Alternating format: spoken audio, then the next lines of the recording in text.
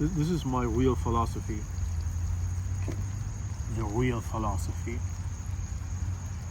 I might tell you what works for me. I might tell you what I prefer. I might tell you what I think. But at the end of the day, you do you. Do it your way. No one cares, all right? For a lot of things in life, there is no right way. Yes, there might be more efficient ways, or there could be faster ways, or there could be whatever kind of ways. But there is no right way. Do it your way.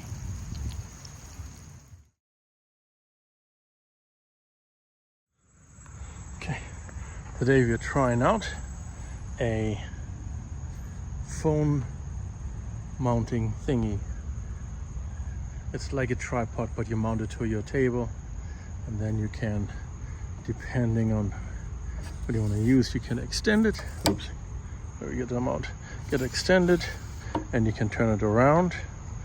And here you've got ways of moving it. So instead of using my little tripod, I'm going to be using that for filming today. We'll see how that works out. All right, looks fancy though. This one here. Okay, so what we have to do is we have to put the phone right in here.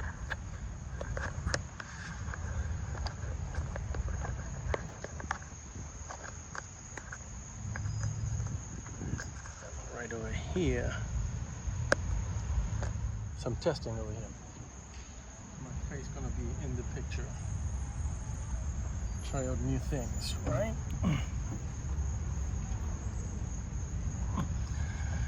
Okay, so this is my field of operation. Stove is gonna be here.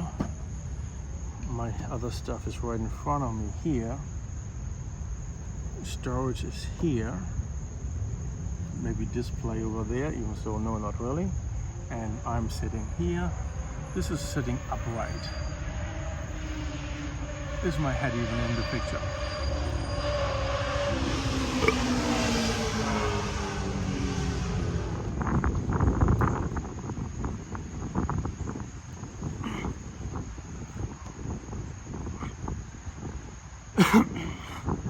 That can't be right. The camera's at an angle. I don't like that angle.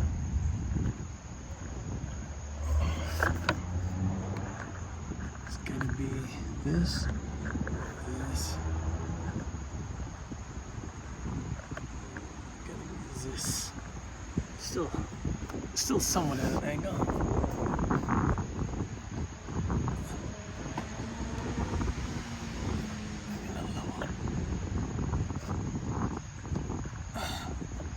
Okay, looks like it's all right.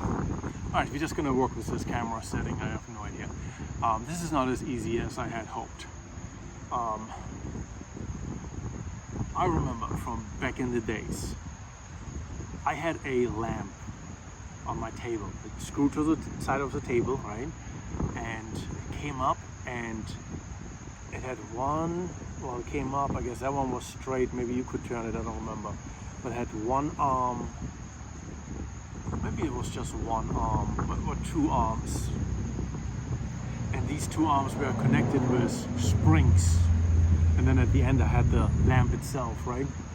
And you could move that thing anywhere on your table, and it was awesome. For some reason this tripod is more complicated. I don't know why. However, let's get back to business. Today is going to be an interesting one because apparently nothing is going right today. Now, this is not much of a, this is not really much news. We are used to things not going right. That is really, my middle name is not going right, you know. So let's unpack our boxes.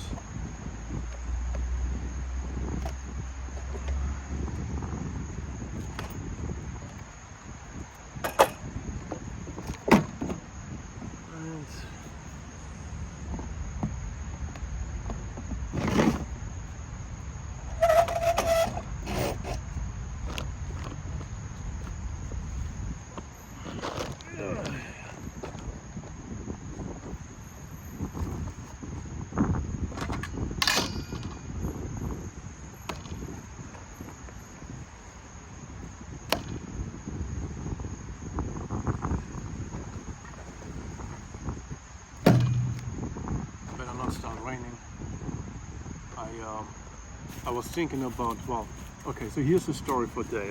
Let's start off with the story. I have a portable fridge, a camping fridge, and I tried to set that up. And the first order of business was to charge up the battery of the fridge. Yes, you heard that right. That fridge actually has a battery. It's a 193 watt-hour battery, and last night, essentially overnight, I charged up the battery. That was good. It got the battery of my EcoFlow Delta. It went from 99% down to 89%, so it drained it by 10 percentage points, which is fine, right? Then when I woke up in the morning, early afternoon, I was like, okay, well, now that the battery is full, let's try out my fridge again. And I turned the fridge on and started. I was like, okay, good start. And I played a little bit with the settings. And it started running. It was very warm because the van has been very warm for a long time. To make a long story short though,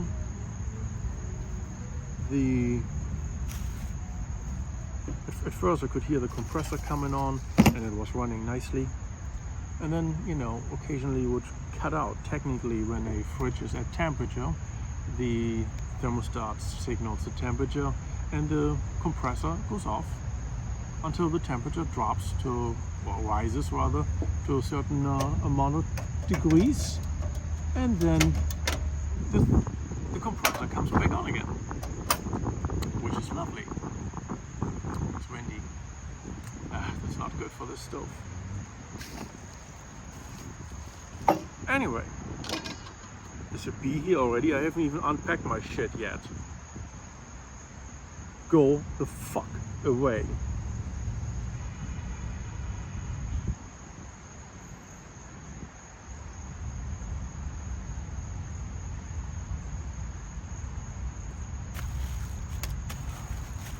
You know, I figured, you know, maybe it's just, you know, running it in cycles, and I monitored the battery, or at least I monitored the battery status on the app, and everything kind of seemed fine. It was cooling slowly. I also had a few bottles of soda or something in there, so there was a little bit of, you know, thermal mass in there that needed to be overcome too. And, you know, went from 89 degrees all the way to 79, and then to 75, and then eventually 73. I really had a hard time cooling it further. Not only that, the intervals of the compressor coming on got kind of longer and longer. And what I didn't realize was also I was getting warmer and warmer. Yeah, this tells you already something. This bee is out of its mind. So eventually, when it was time for me to get up and you know, go about my day, I went into the driver cab of my van, and that is where I really have access to the fridge. And when I opened the door, I was like, oh, it's warm in here, right? It's not consciously, but, you know, it's like you get hit by a heat wave of heat. I normally don't have that, so it was kind of a surprise there.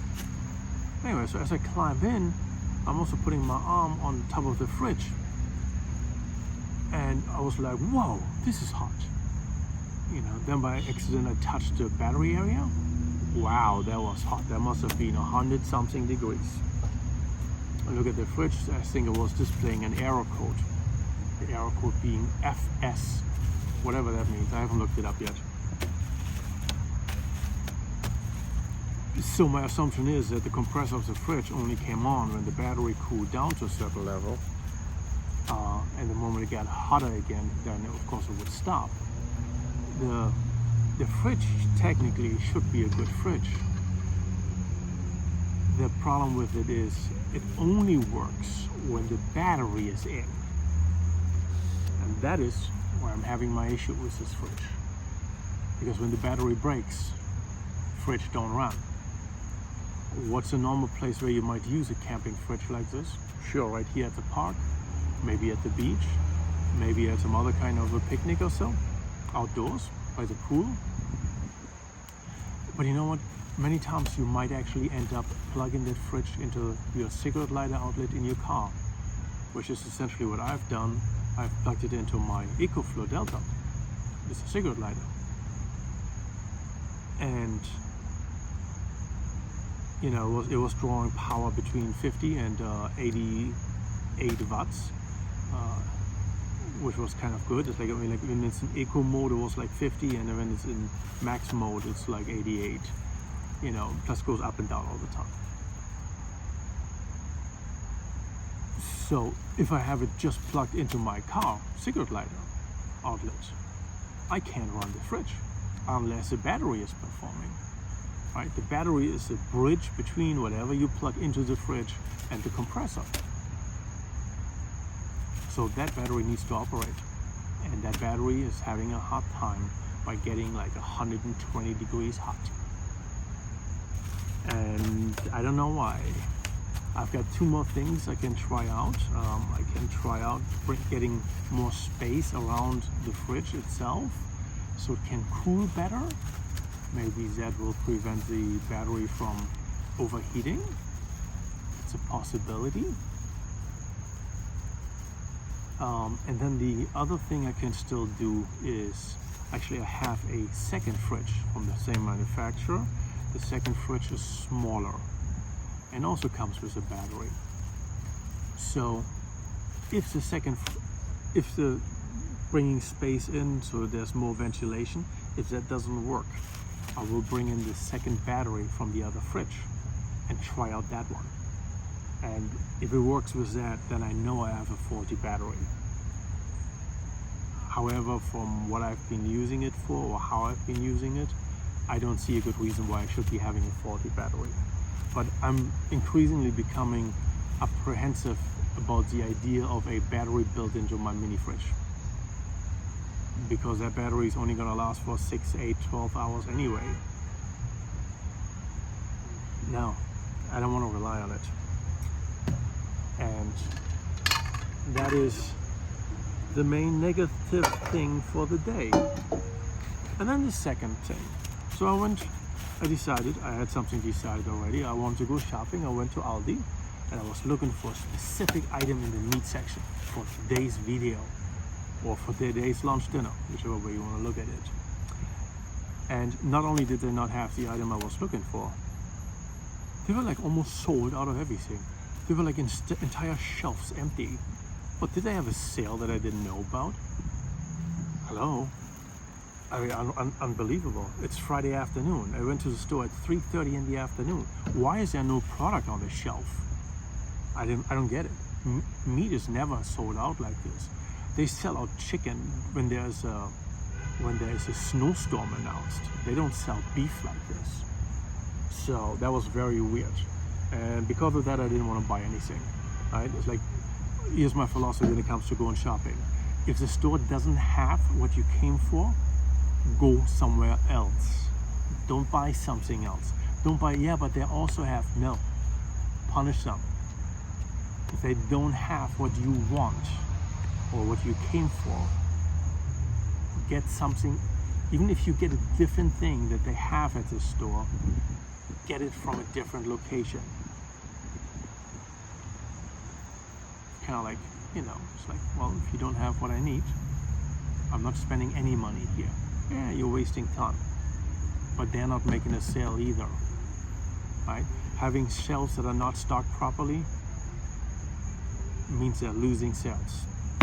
That is my philosophy. I could be wrong, and it doesn't matter. Too many times I've spent still $20, $30, $40, $50 in a store, and the one thing I came for, I didn't get because I didn't have it. And I'm tired of it. I'm not gonna spend my money if I'm not getting what I want. I'm not buying second best. Same thing if I wanted to go to a restaurant. Hey, it's a little summer, right? It's like, hey, we got Wednesday night lobster bake. Okay, get there, 8 o'clock, 8:30, whatever, 7. I was like, oh, we're out. I'm like, okay, well, have a nice day. I was like, well, we have something else on the menu. I was like, no, I came for the lobster. I didn't come here to buy something else. This is what I came for. Don't compromise. Stop compromising. Stop rewarding people for not having what they advertise. Anyway, enough ranting. I went to a Stop and Shop instead, and I found a few things. Number one, ground pork. This is hot Italian sausage meat. It's not in a casing, it's just a big patty. It's on sale for $2.53. This is 1 pound of meat for $2.53. Then here we are having ground beef, 80/20. Regular price is $13.21. That is $4.29 or so a pound. Rewards member price is $3.49, which brings the price for the whole pack down to $10.50. And if you clip the digital coupon, because you don't get this automatically, you can save another 50 cents a pound. It is a 3-pound package, so it's another $1.50 off. This whole pack of 3 pounds of beef, $9, $3 a pound. Awesome. So I have 3 pounds of beef, 1 pound of sausage, and I bought more butter because I threw the other butter out yesterday, like an idiot. But I didn't want it with bird poop on it. Anyway, so yeah, we bought more Kerrygold. This one was actually on sale as well. I think $3.99. That's still $8 a pound for butter. Butter's expensive. You know, I've got to find a way to cook without butter. I need a cheaper fat. You know, this is one of those things. We buy the fatty meat, right, and you get a lower price for that. But then you have to add, you still have to add fat to the meal, and you buy things like butter or lard. But fats are expensive, so you have to find a way where you can preserve the fat from your meat. Is it drizzling now? It was supposed to be over. Shit. Anyway, as you can see already, I'm not a happy camper today. Not at all. What are we doing today? We are going to be turning our little camp stove on while we are... oh, this is salted butter already. Haha, nice. Yeah, see that? I hope the thing is in your picture. Now turn it on, use it a little bit. Something went in there, don't know what, but something.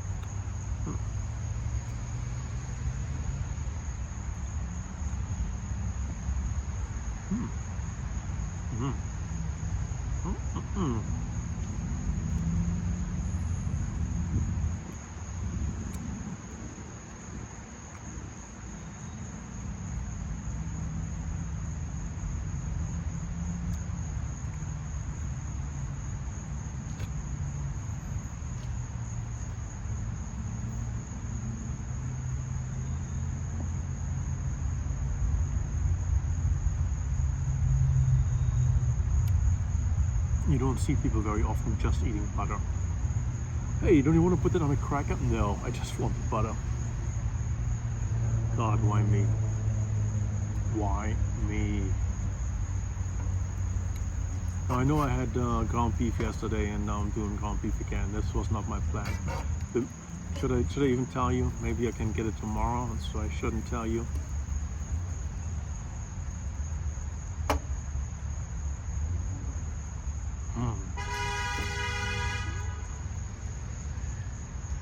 Yeah, maybe I shouldn't tell you. I'm gonna keep it a secret. All right. Yesterday we used our hands just to make the patties. Not today. Not today, Jose.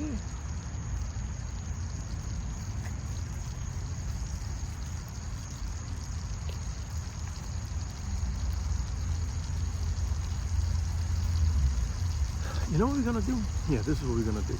We're gonna do the beef second. We're gonna do the pork sausage first, because I feel that it's easier. which is stupid because it's the same.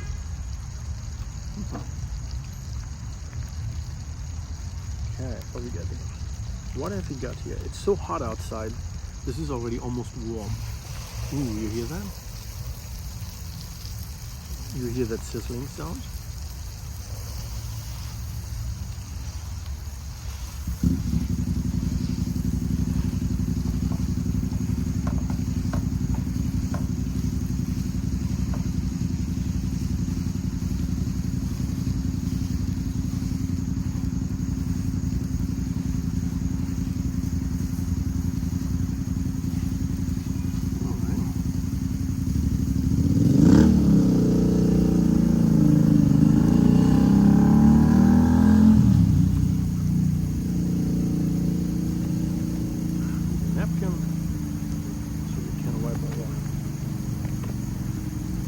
Dirty little hands on it. So can you see? Yeah.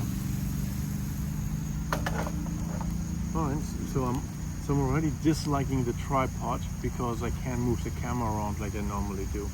It would be easier. See all right. If you want to have a really good cooking presentation, like a really good one, you need multiple cameras.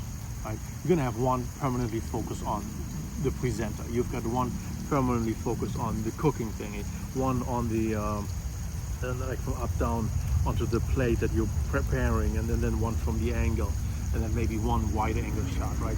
So I don't know, maybe you need 5 cameras to have the best shot at all times, or alternatively have someone handle the camera operation.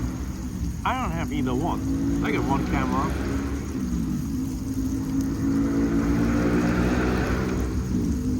I got one camera. That one. Alright, what are we doing here? Let's see. I don't have many paper towels, so I don't want to waste those. Alright. So we're gonna take our ground beef and make little balls. And they don't have to be very big. They don't have to be very specific. Because for the most part, we are just putting them into the frying pan like that, and then squish them down. It's essentially a combination of sliders and smash burgers. Okay? That is really what it is in the end, a combination of sliders and smash burgers. This way it looks a little bit more fancy on the plate. You know, if you really wanted to make something nicer, you could, I don't know, you could get the meatloaf mix, for example, right? Or you could season them real nice, put some egg in there or something. You know, traditionally you would put breadcrumbs in there to keep it moist. But as you notice already, I'm not a very traditional kind of guy. So here we are, making our little meaty meatballs. This is already way more than what will fit into the frying pan, especially when I smash them down. But that is just what I'm doing here. Okay, so remember this is 3 pounds, right? I just used 1.5 pounds. Right. This is how fast food prep can go, right? It doesn't take the world. All right, now I'm gonna use my knife to flip them over, these little broken up pieces over here, so they can get cooked on both sides.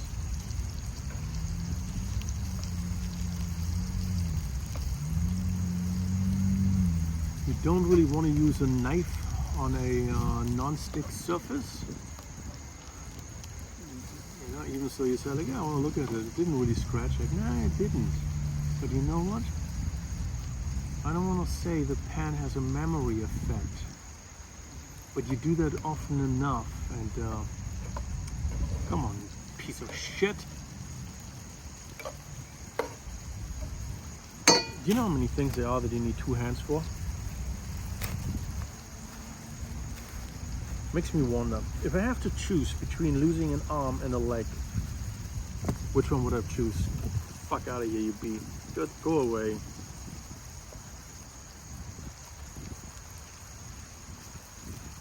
I'm gonna make that a poll. If you have to choose between losing an arm or a leg, which one would you choose? Honestly, I think I would choose a leg. I need my arms. Productivity is much faster when you have two arms.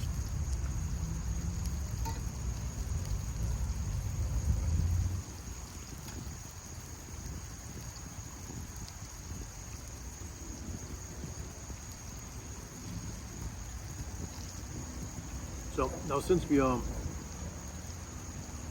cooking the pork first, there's all these pork juices in there. They will flavor and season the beef as well, or so I imagine. Right? I mean, like everything here is in the imagination of the viewer or the presenter. Everything is, for the most part, meaningless. Alright, so our pork is almost ready. That's nice.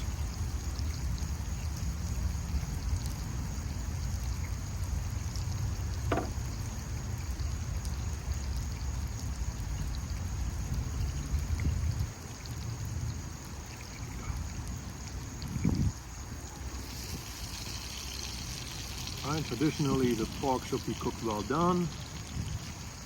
There's issues with undercooked pork for a lot of people.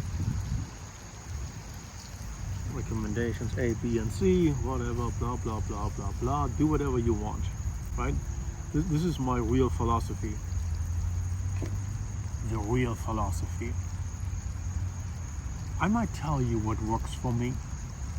I might tell you what I prefer. I might tell you what I think. But at the end of the day, you do you. Do it your way.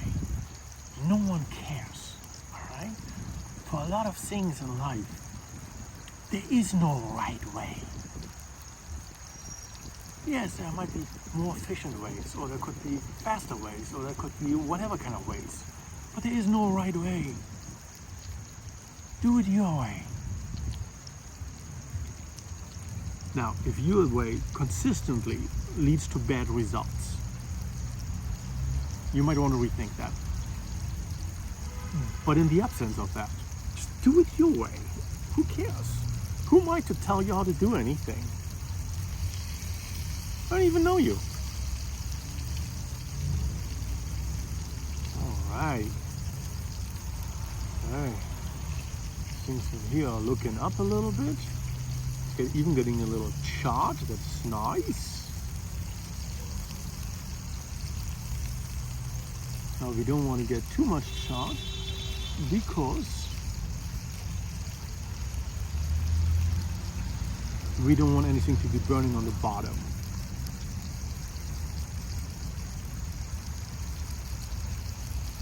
And you get a big piece.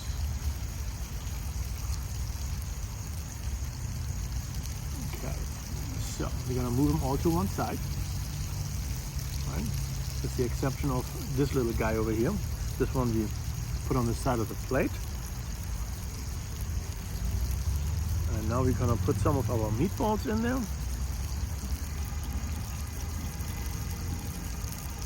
When those beef can finally get out of my face, push them down a little because we don't want them to be thick. If they're thick, they take a long time to cook. All right? See, that looks beautiful. Now we're gonna test this piece of meat.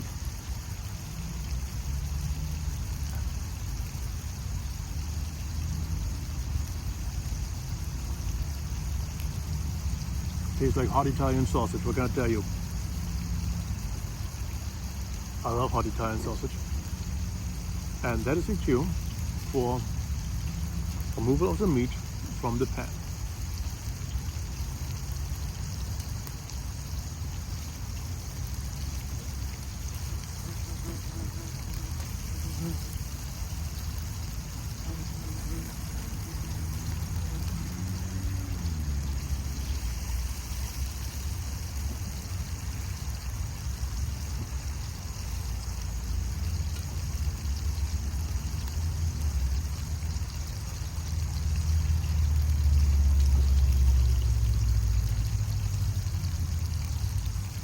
Okay, get everything out.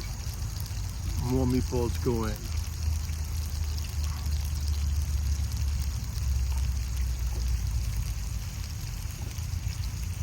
So, how many we got here now? One more. Just press them down.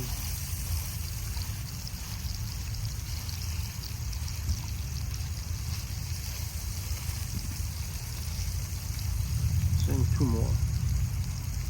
1. Oh, that's a big one. There we go. 2 more. Alright, so let's put these 4 back over here so you don't get nervous that I have raw meat and cooked meat on the same plate.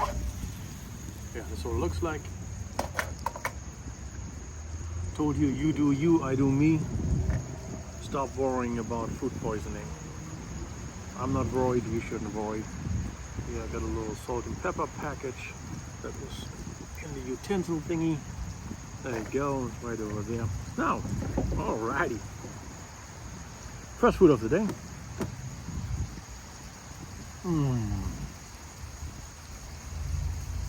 Argentine sausage.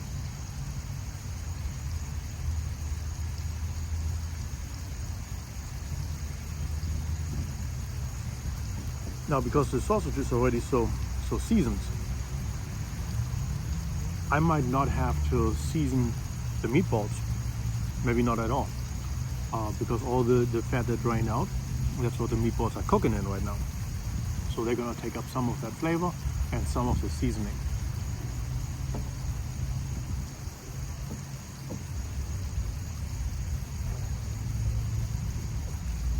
Additionally,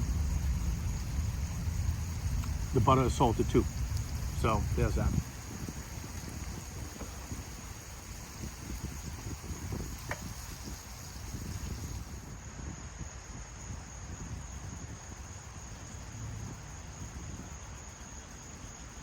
Now, I'm a big supporter of, no, not supporter, but proponent. No. When it comes to hot food, hot in temperature, not as spicy, I want my food hot. This is actually perfect. One is done, the next one is getting put in. When I'm done with this, the next one goes on the table, on the plate, and then I put the next batch in. This is perfect because I'm always eating hot food. I hate eating cold food. My ex-wife, sometimes she would heat up a plate of food for me. It's like lukewarm at best. I was like, what's the matter with this? It's like we are out of electricity. Microwave only runs for 90 seconds. Put it in for 4 minutes. I want hot food.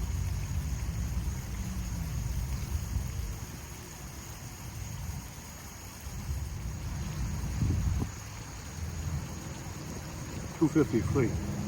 $2.53? No, $2.53 for a pound of hot Italian sausage.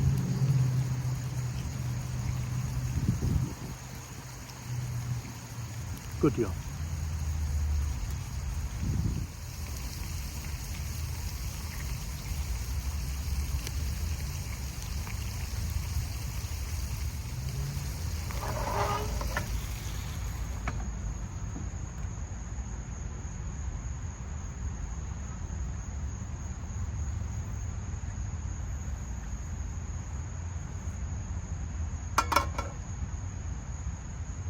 I don't know what's going on with these things.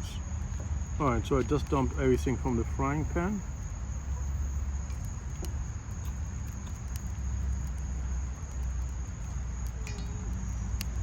Mostly because I didn't want to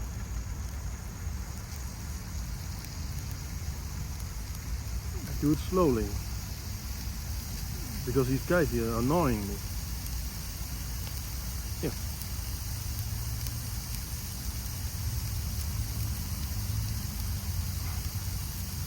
What? Oh, you got a piece? Now go away. Okay. Good.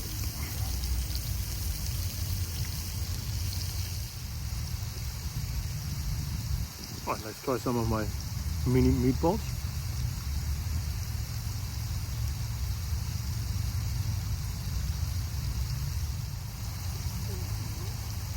Not that flavorful just by themselves.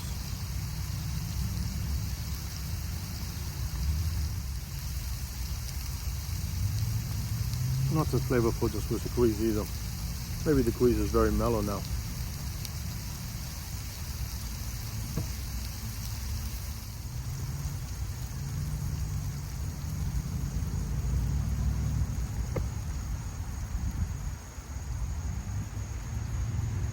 Alright, that wasn't so great.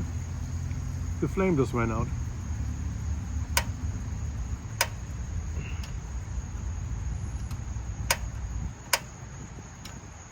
Alright, that was disappointing.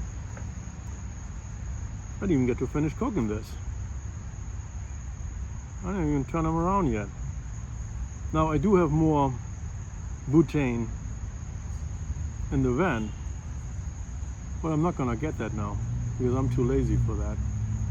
I guess I'm just gonna warm this meat up.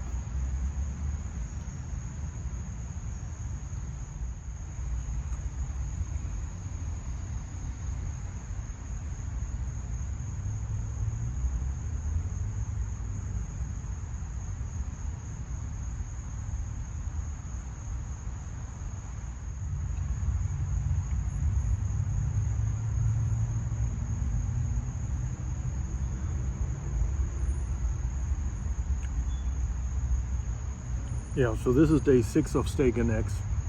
We're not having a steak and we're not having eggs.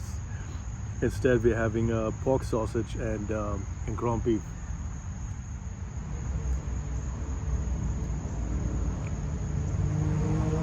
So here I have one set of meatballs that are cooked well done, and I've got one set of meatballs that are rare on one side. Sorry, raw on one side.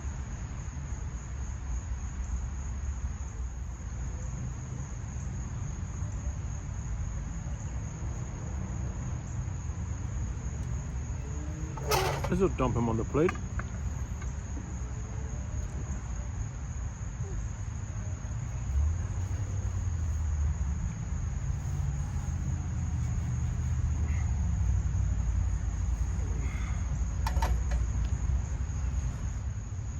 But yeah, this is way too much food. Yeah, no steak, no eggs. Pork sausage and ground beef instead. But that's good because the 3 items together was like $15, and I needed a break financially. What I had planned would have been way over 20.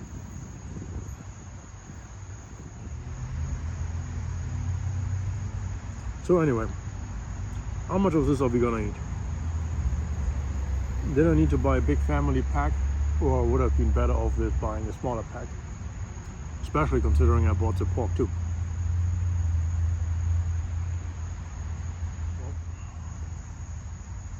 Everything considered, I have 1/3 left on the tray. It's gonna go away. 1/3 over here. That's probably gonna go away. And then the last third I'm almost done eating. Now, here's something about carnivore that I find quite fascinating. And that is, when do we know when to stop eating? When do we know we are full, we had our fill, we had our share? And with the traditional form of eating, it's very difficult to know, because we all know that after a spaghetti meal, 2 hours later, you're hungry. Eating Chinese food, after 2 hours, you're hungry.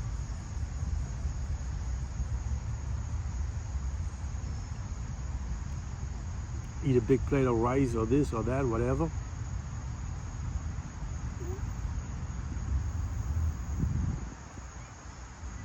You might be stuffed, but 2 hours later you're hungry. That's why we're eating 3 meals a day plus at least 2 snacks.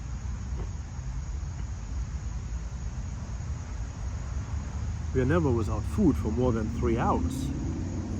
Think about that. We don't know what it means you're hungry. Well, we know what mealtime is. Right? Mealtime is when the stomach is empty. Mealtime is when your blood sugar drops. Mealtime is just a specific time of the day, because that is when we do things. this is the time we've allocated for it, and we've allocated this time slot 3 different times in the day.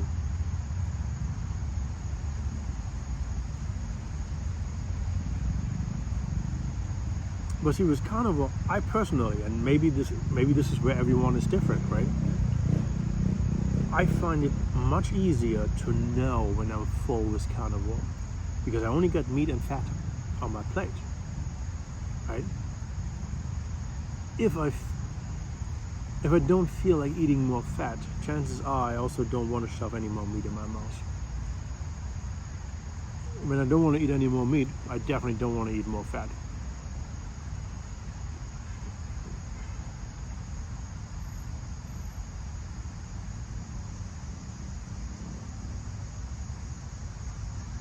So over the last week of eating, right, this is meal number 6, steak and eggs,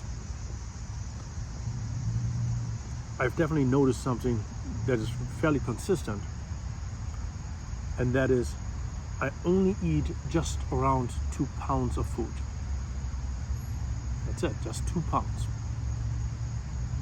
Sometimes a little less, sometimes a little more, right? So it would be smart to only cook 2 pounds.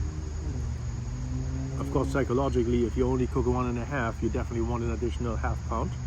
And if you cook 2.5, you might be done after 1.5.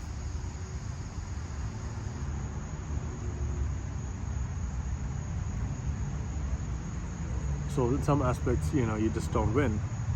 But 2 pounds is in. This could make shopping easier because I know how much I need to get. I only need 2 pounds. It sort of covers for the day. I know how much I need for the week. Well, 2 pounds a day times 7 days in a week, that's 14 pounds. If I was very active, maybe I would need more food. But if I'm not, then maybe 14 pounds is in. Now, depending on what I would go shopping for, this is chopped beef, right? Let's just imagine either everything has the same price tag or I'm just buying the one thing. So if I need 14 pounds of beef, 14 times $3 is $42. This is my food budget for the week. If it was always $3. Now, the better, nicer cuts of beef you don't get for $3. Alright, it's chopped meat and it's on a discount for a reason. But, you know, we can also add chicken to our diet. Chicken thighs or chicken legs. They are run like somewhere between, by me anyway, between 89 cents and $1.79 a pound. Sure, there's a bone in there. But you don't, you know, it's for the principle here. So let's be generous. Let's double the amount of money. Instead of 42, we make it $84. At $12 a day, that's not an expensive day, right? And I only eat once. I'm not focused on food all day long. I'm not like, oh, I can't wait for lunch break, can't wait to get home before I get something to eat. No, when I wake up in the morning, I'm not like, oh my God, I'm starving. I need to eat before I can start my day. No, I'm ready to go. You know, just think about that. You wake up. I mean, in my case, now I have water here. If I had a cold soda in the fridge, right, I would just chuck the soda, brush my teeth, take a shower, and leave the house. I could be out all day long, never even eating. You would have people look at me and I was like, why aren't you eating? Like, oh, I didn't think about that. What do you mean you didn't think about that? You don't think about food? I was like, well, not the way you do. Mealtime doesn't matter to me. Mealtime matters only to me when I'm hungry. That's when it's mealtime, not a set time in the day. People don't understand. I guess they have the right to not understand.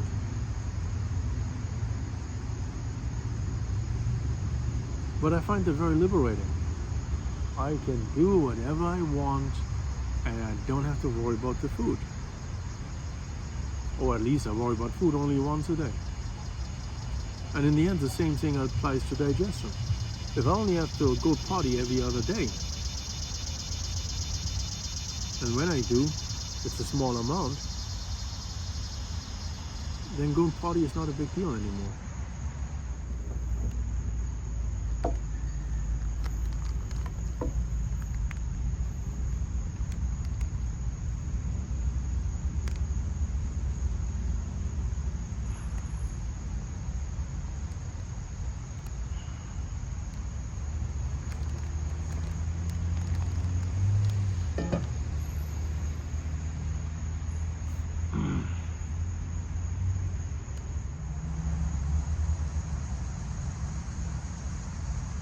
But also a little tired today.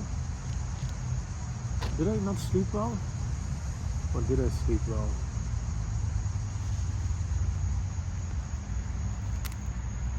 See, I don't remember.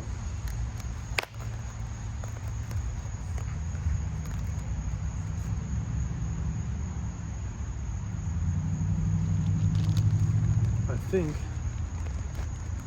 I woke up fairly early. Not sure why, but I think I woke up fairly early. Okay, here we got our garbage bag.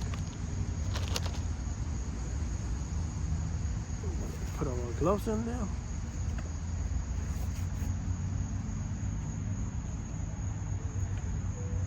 Fork.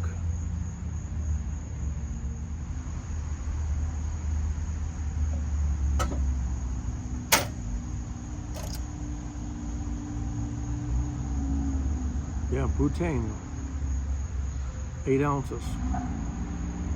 It lasted me almost 6 days. I guess in the end it cooked the food that I ate, right? But yeah, 6 days for one bottle. I don't know for how long they're supposed to last. They probably have a hourly burn rate on them or so. And what temperature or what flame size did I go for here? Medium, I guess. It was mostly medium high. So maybe I wasted my fuel that way.